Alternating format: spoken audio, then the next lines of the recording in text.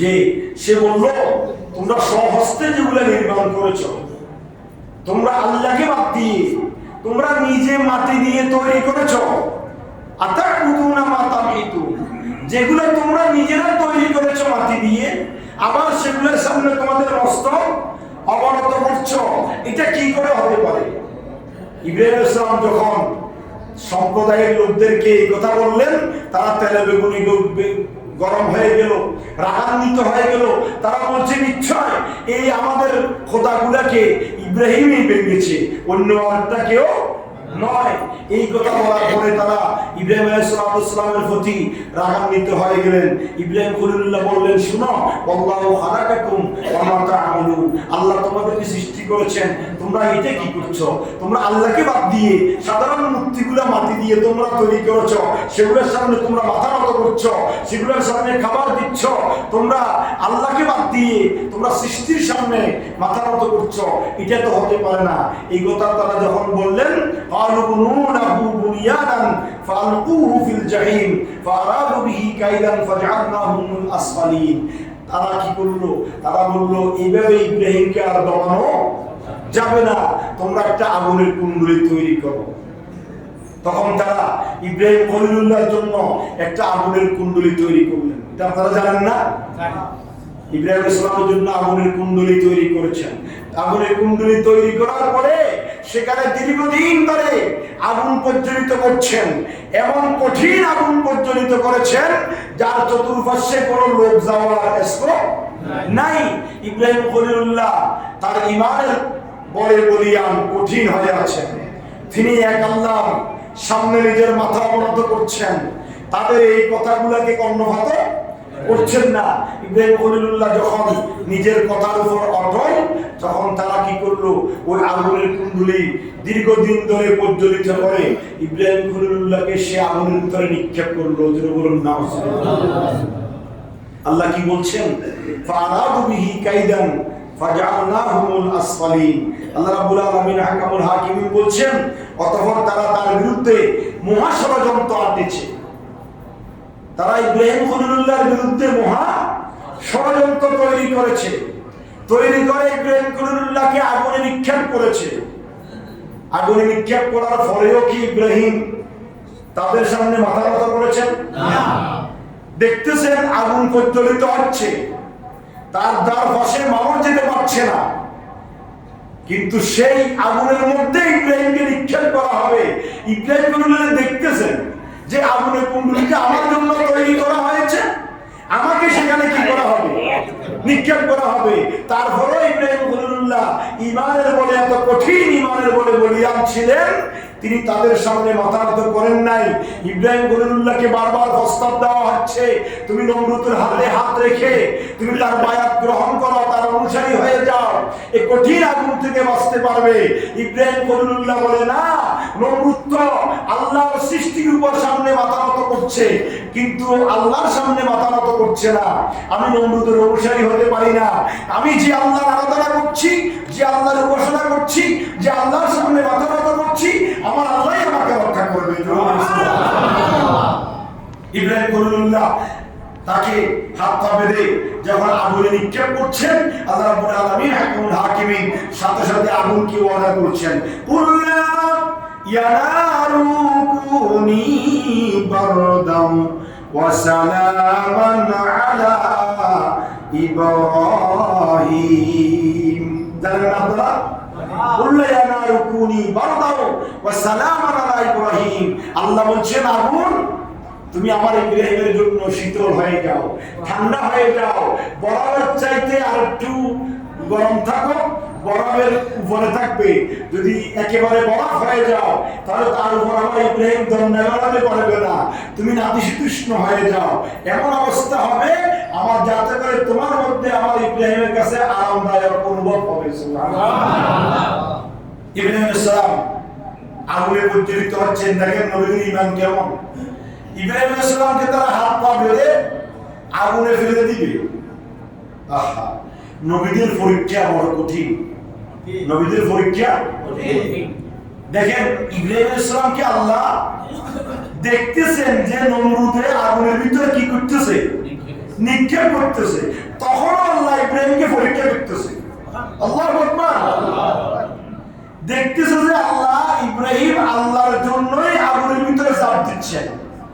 এই এমন অবস্থাতে আল্লাহ ইব্রাহিমকে কি করছেন? পরীক্ষা করছেন। আল্লাহ বলেন যে ইব্রাহিম, আমার ইব্রাহিমের কাছে যাও।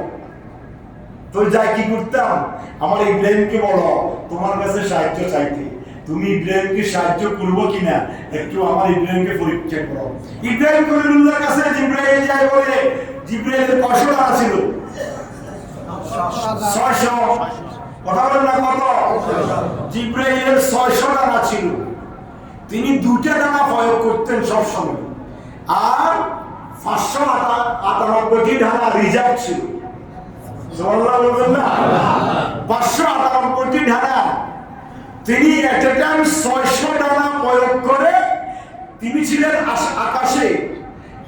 মুহূর্তের ভিতরে ইব্রাহিমকে যখন হাত পা বেঁধে আগুনে নিক্ষেপ করবে, ওই মুহূর্তে জিবরাইল 600 ডানা এট এ টাইম প্রয়োগ করে ইব্রাহিম খলিলুল্লাহর সামনে উপস্থিত হয়ে বলছে, ইব্রাহিম খলিলুল্লাহ, আপনি বলেন আপনাকে আমি কি সহযোগিতা করতে পারি? আর মুমিনের ঈমান কত মজবুত দেখেন। ইব্রাহিম খলিলুল্লাহ বলছে, কেন তোমার কাছে আমি সাহায্য চাইবো? আমি যে আল্লাহর জন্য আগুনে ঝাঁপ দিচ্ছি, আমার সে আল্লাহকে আমাকে দেখছে না? আমি আমার অন্তরে কার মহব্বত নিয়ে আগুনের মধ্যে পড়ছি? আমি যে আল্লাহর জন্য আগুনের ভিতরে ঝাঁপ দিচ্ছি, আমার সে আল্লাহই আমাকে রক্ষা করবে। ইব্রাহিম খলিলুল্লাহকে আল্লাহর সাথে সাথে বাঁচাই দিলেন। কুল্লা ইয়া নারু কুনি বারদাও ওয়া সালামান আলা ইব্রাহিম, আমার ইব্রাহিমের জন্য আগুন তুমি নাতিশীতোষ্ণ হয়ে যাও, তুমি ঠান্ডাও না গরমও না, আরামদায়ক হয়ে যাও। ইব্রাহিম খলিলুল্লাহ আগুনের ভিতরে ঝাঁপ দিলেন। সেখানে দেখতেছেন অত্যন্ত আরামদায়ক অবস্থায় বসে আছেন। নমরুদ চিন্তায় পড়ে গেল যে আগুনের ভিতরে তো দূরের কথা, তার চতুর্পাশে মানুষ যাইতে পারতেছে না। সেই আগুনের ভিতরে বসে আছে, জ্বলতেছেও না, ফুটতেছেও না, আরো হাসতেছে আগুনের মধ্যে বসে বসে। এটা কি কথা? ইব্রাহিম খলিলুল্লাহ এই অবস্থা দেখে তখন নমরুদ আরো ইব্রাহিমের ক্ষিপ্ত হয়ে যাচ্ছেন যে আমি ইব্রাহিমকে তো শেষ করা যাচ্ছে না। আল্লাহ রাব্বুল আলামিন আহকামুল হাকিমিন বলছেন যে শুনো তোমরা, ইব্রাহিম খলিলুল্লাহকে তারা কি করেছে? ফারাদু বিহি কাইদান ফাজআলনাহুমুল আসফারিন, অতঃপর তারা তার বিরুদ্ধে মহা ষড়যন্ত্র এঁটেছে এবং তাকে পরাজিত করার জন্য তারা চলে বলে করে কৌশলে তারা ইব্রাহিমের প্রতি ক্ষিপ্ত হয়েছে। কিন্তু আমার ইব্রাহিম আমি আল্লাহর অনুগত ছিল, আমি আল্লাহর সামনে মস্তক অবনত করেছে বিদায় আমি আল্লাহ রাব্বুল আলামিন আহকামুল হাকিমিন ইব্রাহিমকে রক্ষা করেছি। এইভাবে সঙ্গে যোগে আমার বান্দারা যদি আমি আল্লাহর সামনে মাথা নত করে আমি আল্লাহকে ওয়াহদানিয়তের উপর অটল থেকে আমি আল্লাহকে যদি এক হিসাবে গ্রহণ করতে পারে, বান্দারা যদি আমি আল্লাহর উপর ইস্তেকামত ভরসা রাখতে পারে, আমি আল্লাহ রাব্বুল আলামিন ইব্রাহিম নয় শুধু কিয়ামত পর্যন্ত যত আমি আল্লাহর বান্দা দুনিয়াতে আসবে তারা যদি আমি আল্লাহর উপর ইস্তেকামত থাকে, আমি সবাইকে বড় ধরনের বিপদ থেকে রক্ষা করব। সুবহানাল্লাহ। ইন্নাল্লাযীনা ক্বালু রাব্বুনাল্লাহ সুম্মা ইসতাকামু তাতানাসসালু আলাইহিমুল মালায়েকা। অন্য আয়াতের মধ্যে আল্লাহ বলছেন যারা বলে আমার আল্লাহ এক, তিনি আমার আল্লাহ, আর অন্য কেউ আমার রব নয়। আমার রব কয়জন? একজন। আমার রব কয়জন? একজন। এই কথা বলে যারা এটার উপর ইস্তেকামত থাকবে নবী ইব্রাহিমের মতো, আমি আল্লাহ রাব্বুল আলামিন আহকামুল হাকিমিন তাদেরকে রক্ষা করব। তাতানাজ্জালু আলাইহিমুল মালায়েকা, তাদের জন্য আকাশ থেকে ফেরেশতা নাযিল করব। আল্লাহ তাখাফু ওয়া লা তাহজানু ওয়া আবশিরু বিল জান্নাহ।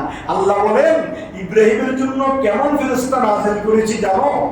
ইব্রাহিমের তো ধারণা ছিল অটল মজবুত যে আমার আল্লাহই আমাকে, আরে সুবহানাল্লাহ, কেমন কথা যে আগুনের দ্বারে হজে যাওয়া যাচ্ছে না, সে আগুনের ভিতরে পড়তেছে, তারপরে ইব্রাহিম নরম হয় নাই। ইব্রাহিম বলছে আমার আল্লাহ আমাকে রক্ষা করবে। আল্লাহ বলেন শুনো দুনিয়ার মানুষ, ইব্রাহিমকে কিভাবে রক্ষা করেছি?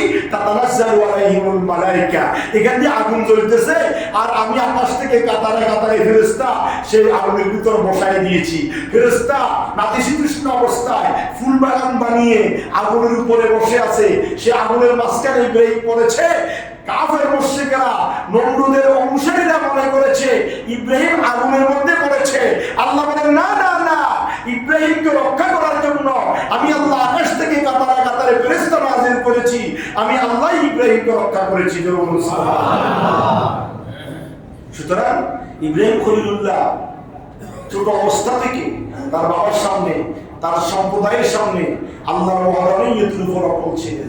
শেষ বয়সে এসেও ইব্রাহিম আলাইহিস সালামকে আল্লাহ পরীক্ষা করেছেন, অগাধ পরীক্ষা করেছেন। ইব্রাহিম আলাইহিস সালামের জীবনের সবচাইতে বেশি পরীক্ষা করেছেন আল্লাহ নবীদের মধ্যে কাকে? ইব্রাহিম আলাইহিস সালামকে। ইব্রাহিম আলাইহিস সালামকে আল্লাহ যতগুলো পরীক্ষা করেছেন, এত পরীক্ষা আর কোন নবীকে আল্লাহ করেন নাই। এই সূরা সাফফাতের 100 নম্বর আয়াতে পরিবার মধ্যে আল্লাহ বলেছেন, রাব্বি হাবলি মিনাস সালিহিন ফাবাশশারনাহু বিগুলামিন হালিম। ইব্রাহিম আলাইহিস সালামকে আল্লাহ পরীক্ষা করেছেন, আগুন থেকে তো বাঁচাই দিলেন। আগুন থেকে যখন বাঁচাই দিয়েছেন, ইব্রাহিম অগ্নি পরীক্ষাও কি হয়েছে? কামিয়াব হয়েছেন, পাস করে ফেলেছেন। তারপরে আবার একটা পরীক্ষা ইনশাআল্লাহ আগামী জুমা থেকে সূরা সাফফাতের আলোকে 100 নম্বর আয়াত থেকে আলোচনা করব। ইব্রাহিম আলাইহিস সালামের ঘটনা। ইব্রাহিম আলাইহিস সালাম সন্তান লাভ করেছেন, সন্তানকে কুরবানি দিয়েছেন। বিভিন্ন ইতিহাস আল্লাহ রাব্বুল আলামিন আহকামুল হাকিমিন এই সূরা সাফফাতের মধ্যে, আমি গত জুমায় বলেছি, আল্লাহ রাব্বুল আলামিন সূরা সাফফাতের মধ্যে প্রায় 6-7 জন নবীর জীবনী সংক্ষিপ্তভাবে কি করেছেন? ব্যক্ত করেছেন। আমরা আস্তে আস্তে সেই নবীর জীবনীগুলো শুনবো এবং নবীদের জীবনী শুনে শুধু কানসুন করব না, নবীদের জীবনী শুনে নবীদের সেই ঈমানের বলে আমরা বলিয়ান হয়ে এক আল্লাহর সামনে আমরা মাথা নত করতে শিখবো। কথা বলেন ঠিক কি না? আমরা তো আলোচনা শুনি কোনো লাভ নাই। ইব্রাহিম খলিলুল্লাহ যেই আদর্শ, তিনি আমাদেরকে যে ঈমানের বলে বলিয়ান ছিলেন, যেটা দেখাই দিয়েছেন, শিক্ষা দিয়েছেন, সেটা যদি আমরা আমাদের জীবনে আমরা ধারণ করতে পারি, তাহলে আমরা কোনো দলের সামনে, কোনো নেতার সামনে, কোনো রাষ্ট্রপ্রধানের সামনে, কোনো প্রধানমন্ত্রীর সামনে আমাদেরকে মাথা নত করতে হবে না। একমাত্র যিনি লা ইলাহা ইল্লাল্লাহ, তার সামনে আমি মাথা নত করে যদি আমি আমার জীবন পরিচালনা করতে পারি, আমি আমার ঈমানটা নিয়ে অন্ধকার কবরে যেতে পারবো। কথা বলেন ঠিক কি না? আর যারা ঈমানকে বিক্রি করে, কিছুক্ষণ এইদিকে, কিছুক্ষণ এইদিকে, কিছুক্ষণ এইদিকে, কিছুক্ষণ এইদিকে, বৃষ্টি যেদিকে, ছাতাও সেদিকে ধরে, নিজের ঈমানকে টলমল করে, তাহলে তাদের দুনিয়াতেও অশান্তি, পরকালেও অশান্তি। আর যারা নবীদের মতো নিজেদের ঈমান আমলকে মজবুত করে রাখতে পারবে, আল্লাহ রাব্বুল আলামিন আহকামুল হাকিমিন আগুন থেকে নয়, আরো বড় ধরনের বিপদ থেকেও আল্লাহ রাব্বুল আলামিন রক্ষা করবেন। কথা বলেন ঠিক কি না? আল্লাহ নবীদের সেই ঈমান আমাদের বুকে ধারণ করার তৌফিক দান করুন, আমিন। ওয়া আলাইনা ইল্লাল বালাগ। আসসালামু আলাইকুম ওয়া রাহমাতুল্লাহ। একটু বসেন, একটু বসেন। আমি এখানে